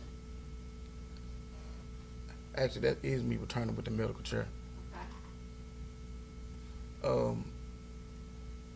You asked me why somebody else didn't do something. My guess, it would be that he was still suffering from chemical agent. You said in your statement that y'all went to go get the medical chair because he was not being cooperative, right? Yes, ma'am. Okay. Does he look uncooperative right there? This is later on. I went to go get the chair before that. The chair is already there. As you went to go and bring that chair up, he was not being uncooperative. Y'all were yanking him around by the back of his arms, correct? He was not assisting us and helping him stand. Can you stand when you were unconscious? At the time, I didn't know whether he was unconscious or not. You were right there, sir. You were right there, sir. I was right there. Okay, he's clearly unconscious, correct? He's not moving, I can say that. And you had firsthand knowledge of that, right? Not at that moment. I'm not in the video. I'm outside. You had firsthand knowledge of it right before that, right? Before that, yes, ma'am. Okay, and you saw that he was not moving, he was not responsive, he was not fighting, he was not yelling, correct? Correct. Even in a moment when anybody would be yelling and screaming out in pain, he was not, correct? That's correct.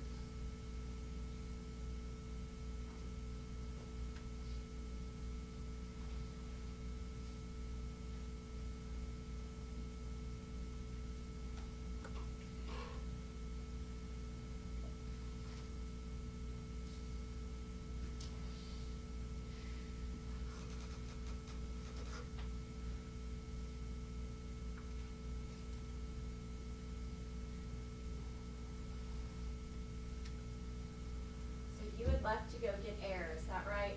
Yes, ma'am. That's correct.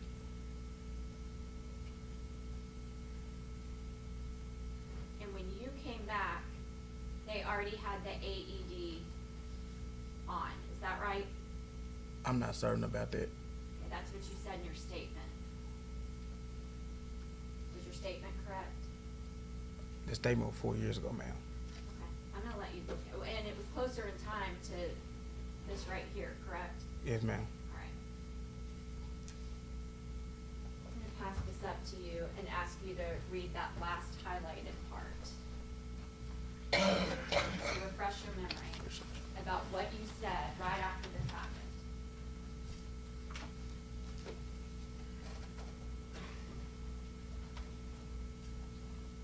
After you've had a chance to read it, you can pass it back.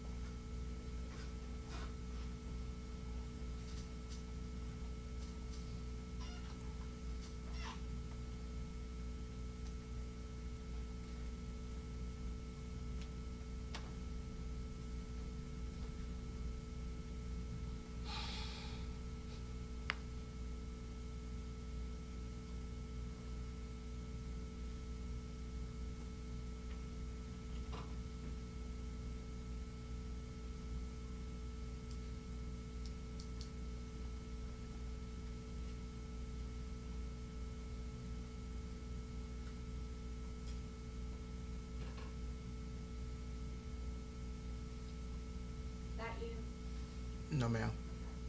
Sorry, I couldn't tell from the back.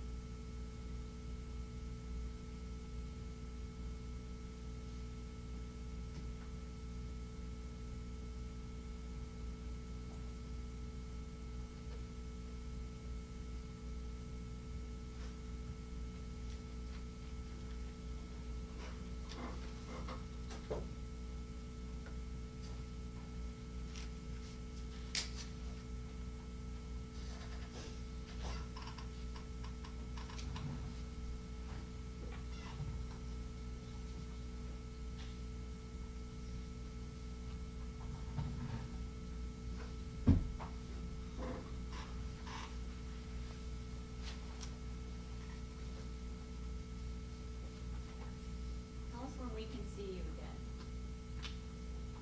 I'm on the left side, and the gray shirt on. Okay.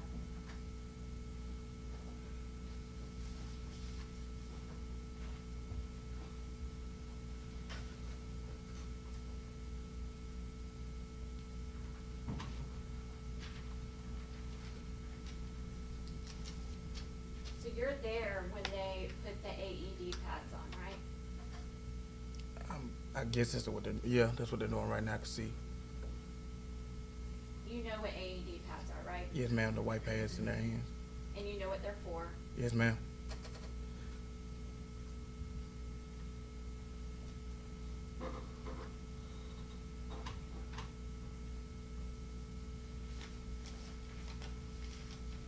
And you know they hooked them up to the AED pads. Yes, ma'am. And you know they used the AED machine, correct? Yes, ma'am. And do you remember what you told Detective Sprouse about what happened in that moment? I remember at that point I'm taking off the handcuffs and shackles in case I had to shock him. Sure. I remember that they said he had a pulse. I remember that the AED at that point it told us stand clear. It was analyzing, and then it told us no shock advised. But do you remember what they said? Do you remember what you said the AED pad said? It said no shock advised. It said he was what? It said no shock advised. Do you remember telling the detective in this case, Detective Sprouse, that after he got hooked up to the AED machine Hmm. and the pulsometer, that they said it said his pulse was good? Those are two separate machines. You asked what the AED said. And you said that the AED said that it was good? No, That it's- his pulse was good? The AED said no shock advised. The pulse is what they put on the finger to check your pulse. You said they had already hooked him to the AED and the pulsometer, and he was still breathing, and they said the pulse was good. The AED pads said the pulse was good, correct? They is referring to medical staff. Objection, that's not what it says. I read exactly what it said. By the time I came back in, the nurses they had already hooked him up to the AED and the pulsometer, and he was still breathing, and they said the pulse was good. They is referring to the nurses. And they said that after the AED pads were hooked up, correct? That's what you said. I don't remember what point that they said it. Well, It's that's when, what your statement said. it's when I walked back up. Your statement said he was already hooked up to the AED and the pulsometer, and he was still breathing, and they said the pulse was good, right? Yes, ma'am. Okay. And read the last sentence, because that's what she asked me about. And you already said the AED said no shock is advised. Yes, ma'am. That's correct. But what you told Detective Sprouse is that they hooked him up, the AED was already on, they hooked him up to the pulsometer and he was still breathing, and they said the pulse was good. Yes, ma'am. And that's as true as everything else that you told this jury, correct? Yes, ma'am. All right.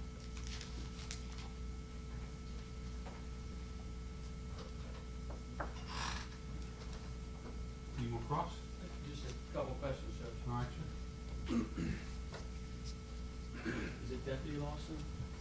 officer or deputy, same thing. Either one. Yes, sir. Who was, on the 5th floor, who was the ranking officer? Lieutenant Cleves. Okay, and when I say ranking officer, he was the man in charge, correct? Yes, sir. Okay, did you hear Lieutenant Cleves order leg irons? Yes, sir.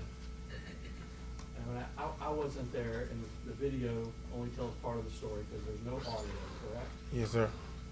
All right. Was the scene calm or chaotic? Chaotic. Was it quiet or was it loud? It was loud. People yelling, Coughing. coughing? Were you affected by the spray? Yes, sir. How did it affect you? I could barely breathe, could barely see, and I was coughing, and I had to vomit. I'm sorry? And I had to vomit. You were vomiting? Yes, sir. Did it appear to affect the people around you? Yes, sir. In what way? In the same ways, we had to go outside, get air. They brought us paper towels, try to pat our eyes. Everyone was coughing. Other people were vomiting.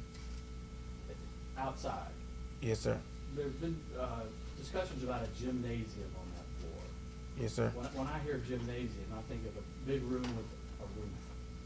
We have two gyms. We have an inside gym and an outside gym.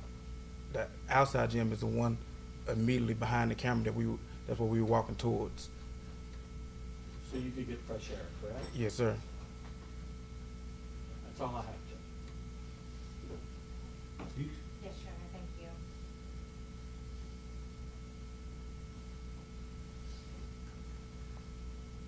If I may, Your Honor, I need to, connect to the owner. All right.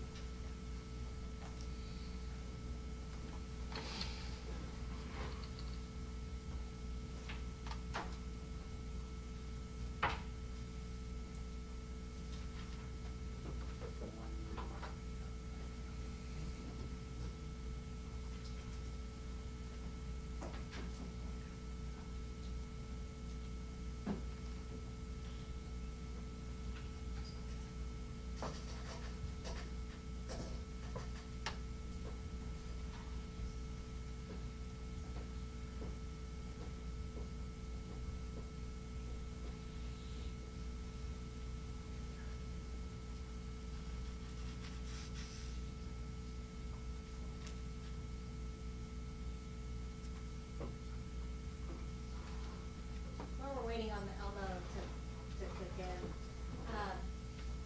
Officer Lawson, are you here to lie to these people? No, ma'am. What would happen if you got in trouble for coming into court and lying? I would definitely lose my job and possibly go to jail. Do you know these guys like that? Not to go to jail, not to lose my job. Why are you here? To tell what happened.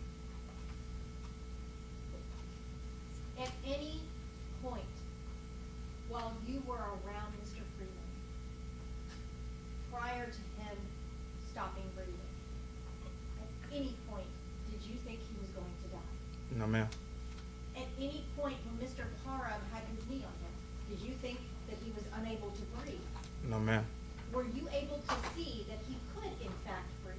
Yes, ma'am. Did anything that Mr. Parham did that you saw when you were right there indicate to you that he was trying to harm Mr. Freeman? No, ma'am. Did anything that you saw when you were right there indicate to you that Mr. Parham was acting outside of his training? No, ma'am.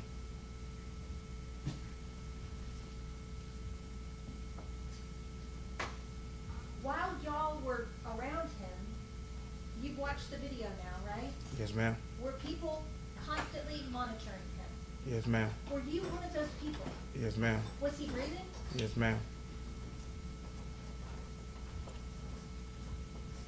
When Ms. Hunter asked you about why no one took his pulse, why did no one take his pulse?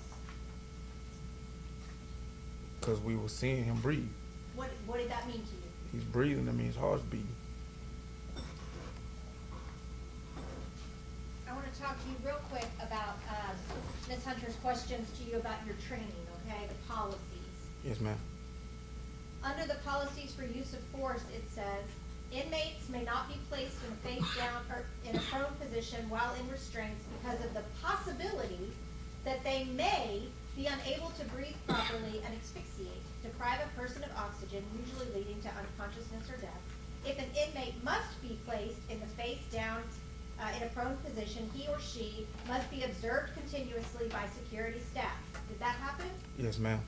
Employees must exercise great caution when placing body weight on an inmate in the face down position and must ensure the inmate is able to breathe effectively. Did you see Mr. Parham do that? Yes, ma'am. Once staff has gained control and the inmate is compliant, the position must be changed as soon as possible. Did Mr. Parham stand up the moment you brought those coats? Yes, ma'am. In compliance with his training? Yes, ma'am. At that point in time, did you believe Mr. Freeman was in distress? Not at all.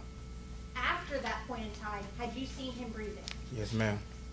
Are you able to see someone breathing from the back? Yes, ma'am. You work at 201, right? Yes, ma'am. Every day. Yes, ma'am. How many times have you seen General Funk at 201? Never. Ms. Hunter? Never. Ms. Frazier? Never. Can anyone understand what it's like to work in 201 without doing it? No, ma'am.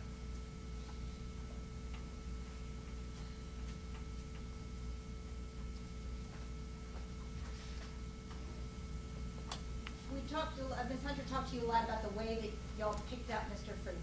Yes, ma'am. Were you charged for that? No, ma'am. Ms. Hunter was asking you about what you heard and saw when the nurses were there. I heard you correctly that you said the nurses said they had a pulse, that he had a pulse? Yes, ma'am. And there was a question about your statement there, right? Yes, ma'am. I want to, Your Honor, may I approach the witness? Yes, ma'am.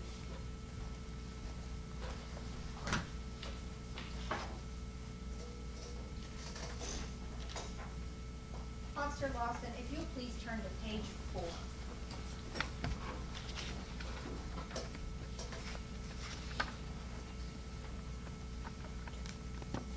At line 18, would you please read the jury what you said to Boxy? On line 18. Yes, at that point, the inmate was still on the ground.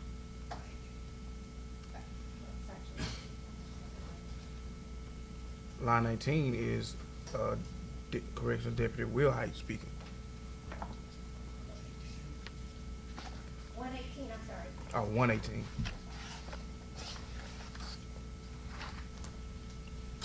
At that point, the inmate was still on the ground. He was still breathing at that point and was handcuffed, shackled. I went outside because I had to get some air. By the time I came back again, the nurses they had already hooked him up to the AED and the pulsometer, and he was still breathing. And they said that he had that his pulse was good. The AED said no shock advised. And when you said they in that statement, who were you referring to? The nurses. Were you referring to both the pulsometer Check and to the leading. Please don't leave it. Were you or were you not referring to the nurses rather than the two devices? I'm referring to the nurses.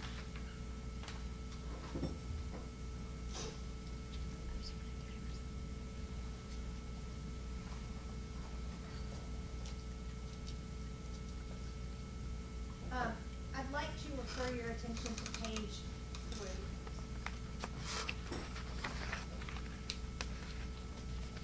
Yes, ma'am. Line 72.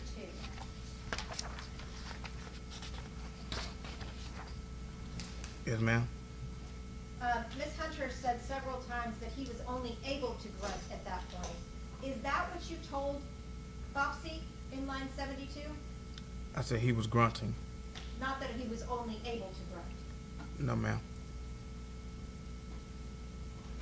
And down on line 100, did you tell Boxy that he was mumbling and you could see the rise and fall of his chest? Yes, ma'am. Which is why you didn't do CPR? Yes, ma'am.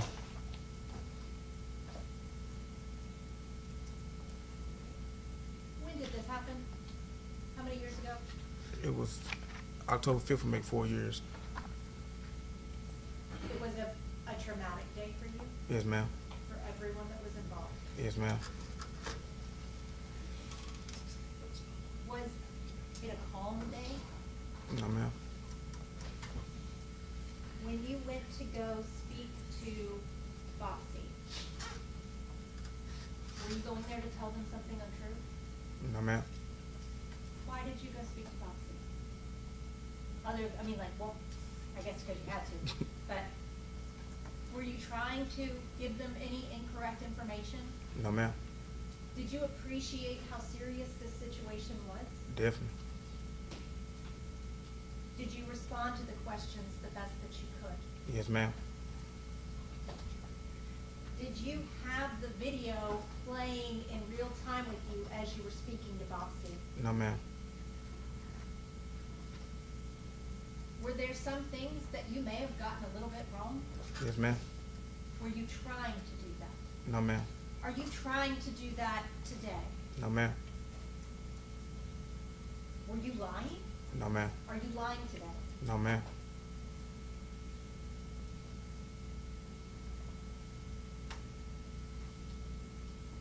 Did you basically know what happened, but the sequence of things got a little fuzzy in the chaos? Yes, ma'am.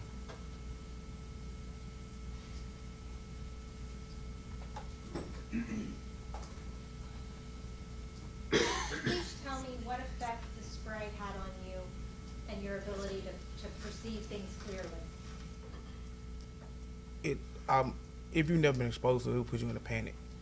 And even with being exposed to it and being trained, you're not able to see. At that time, you're able to see maybe 30 to 40% of the time. And not being able to breathe, your number one thought process is, I'm in pain and I want to be able to breathe. But you still have a job to do, and you do it to the best of your abilities at that time.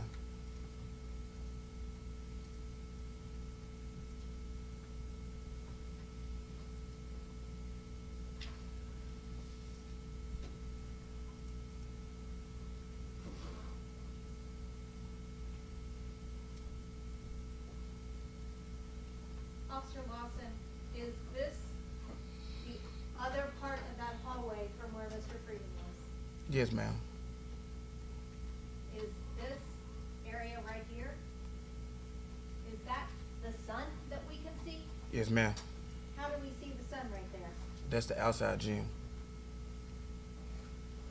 And that was how many feet away from where Mr. Freeman was? I would guess maybe about 40, 50 feet.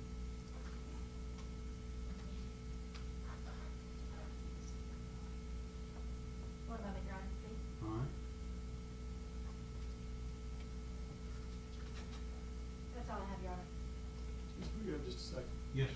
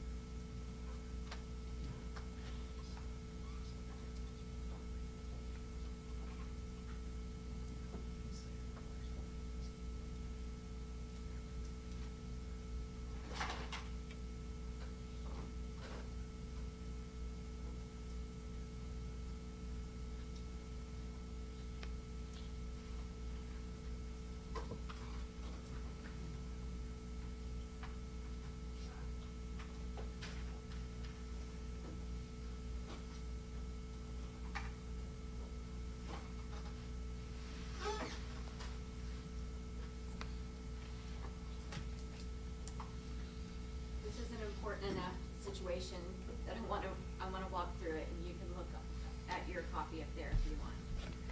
Up at the very beginning, you say, up at the top of the page, you say he was grunting, right? On page. On page 3. Yes, ma'am. Okay. You say he was grunting, right? Yes, ma'am. And then you go on to say that he was a little bit further down. You go on to say that You didn't see anybody hit him or kick him, right? What line?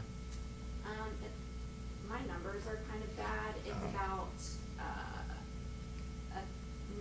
it's about a fourth of the way down. Okay, yes, I see it. Okay. And then after that, you say mostly he was just grunting at that point, right? And where's that at? Okay, yeah, I see that. Okay. And then after that, you say somebody else called the code white. Yes, ma'am. And then that's when you explain that you don't really have medical training to help him in that situation, right? Yes, ma'am, that's correct. And then you said that after the code white was called, that's when you rolled him over on his side so he could breathe, so he wouldn't suffer from position asphyxia, correct? Yes, ma'am, that's correct.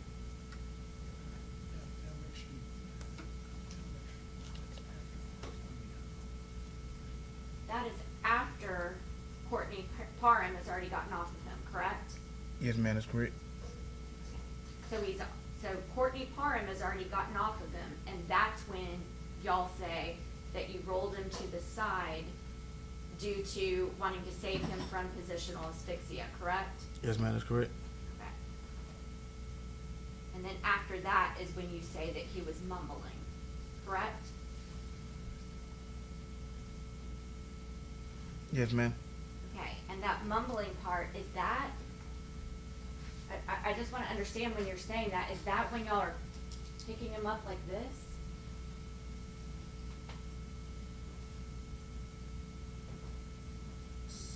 Yeah, that would be then. So he's mumbling in that moment, right? Yes, ma'am. According to you, okay. Now, this is the last question I wanna ask you, and it's not on that page. Okay. Okay. Did Lieutenant Cleaves ever say, make sure you don't put him in a recovery position while somebody goes and gets the leg irons? No, ma'am. Okay.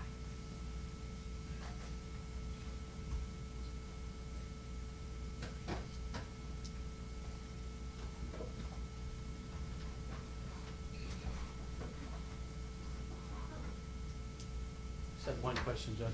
Yes.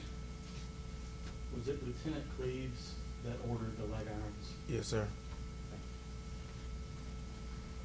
Six. Following up on what you had just told Ms. Hunter, did you move him onto his side because he was still alive?